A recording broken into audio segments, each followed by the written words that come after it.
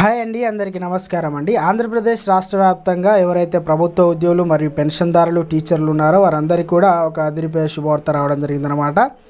ఆ శుభవార్త ఏంటనేది ఈ వీడియోలో వెళ్ళి తెలుసుకుందామండి. వీడియో చూస్తున్న ప్రతి ఒక్కరు కూడా వీడియోని తప్పకుండా లైక్ చేయండి. చాలామంది అయితే వీడియో చూస్తున్నారు కానీ సబ్స్క్రైబ్ అయితే చేసుకోవడం లేదండి.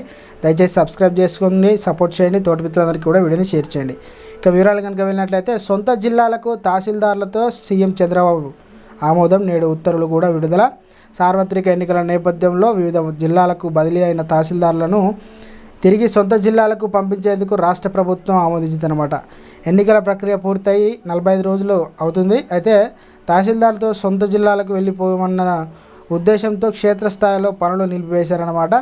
అయితే కొత్త తహసీల్దారులు వచ్చి చూసుకుంటలేరు కానీ దూరంలో వివరిస్తున్నారనమాట. ఇంత ఫైల్స్ స్తంభించిపోతున్నాయి. ఈ విషయాన్ని రెవెన్యూ ఉన్నతాధికారులు ముఖ్యమంత్రి చంద్రబాబుకు వివరించడం జరిగిందనమాట. సొంత జిల్లాలకు పంపించేందుకు బుధవారం ఆమోదం తెలిపారనమాట. గురువారం ఇందుకు సంబంధించిన ఉత్తర్వులు కూడా రెవెన్యూ ప్రత్యేక ప్రధాన కార్యదర్శి ఆర్పి సిసోడియా విడుదల చేయడం జరిగిందనమాట. అనంతరం బదిలీ ప్రక్రియ అయితే ప్రారంభమవుతున్నట్టు వెల్లడించడం జరిగిందనమాట. ఇది ఉద్యోగులకు మరియు పెన్షన్లకు సంబంధించిన అప్డేట్ అండి. వీడియో నచ్చితే లైక్ చేయండి. Thanks for watching.